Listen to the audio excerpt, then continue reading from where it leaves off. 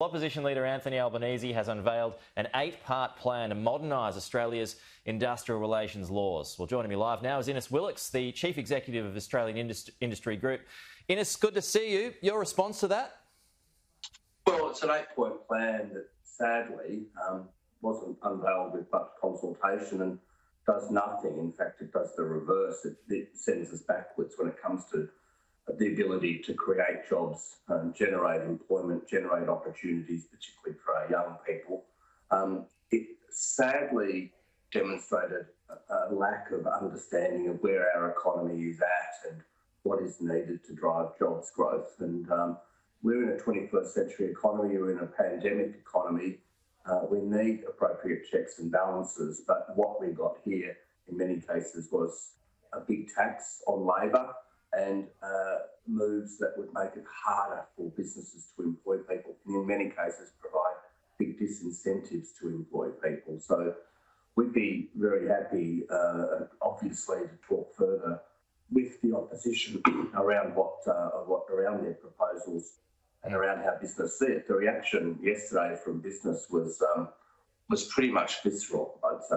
So there was no consultation with you? No, not in the formation of the 8-point plan.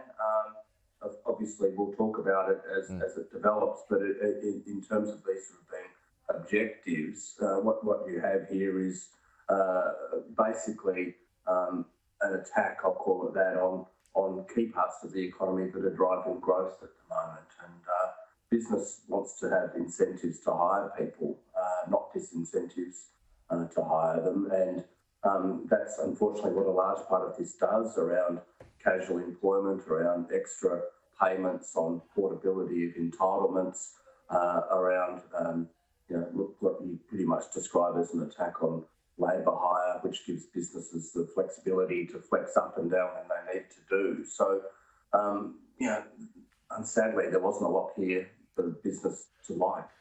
Okay, well, he talks about delivery drivers, those in the gig economy, they're forming a big part of his plan. Do you believe he's right in any way when he says that those workers are being treated unfairly? Well, a couple of points, Pete. The gig economy still makes up less than 1% of our total workforce, and even work by organisations like the Fair Work Ombudsman have made clear that most people in that section of the economy are doing it as a second job to supplement their income. And you think about it this way, through the pandemic, a lot of people were able to earn income by delving into the gig economy and the flexibility that it gave them. If it weren't for the gig economy, the restaurants that managed to stay afloat, most of them would have gone under because they wouldn't have been able to do home deliveries.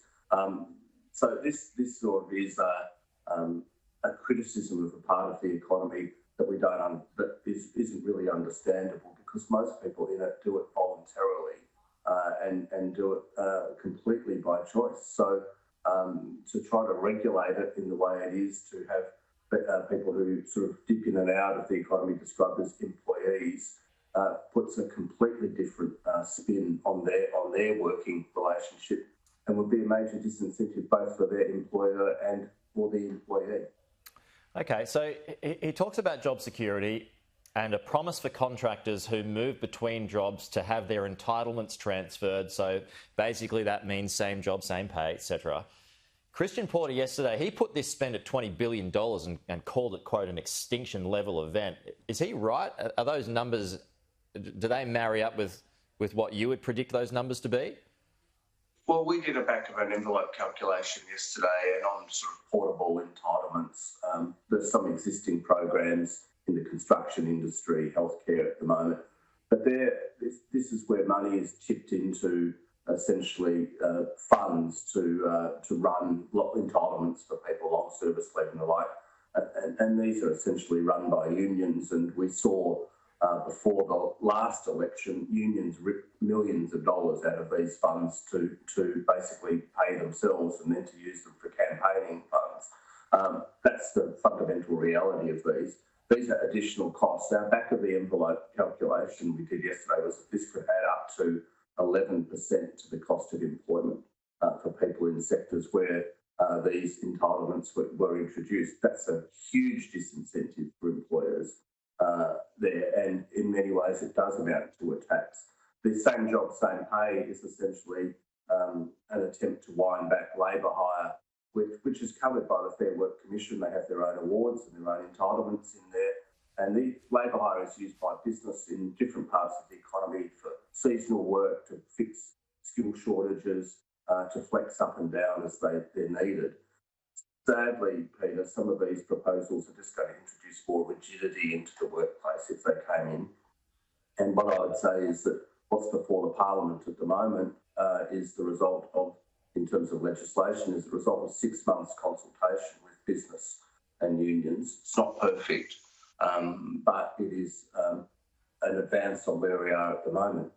A large number of these 8 measures that the opposition is pushing would drive us backwards, and we'd like to talk to them about those and to see if we can go back to the drawing table on some of those. Okay.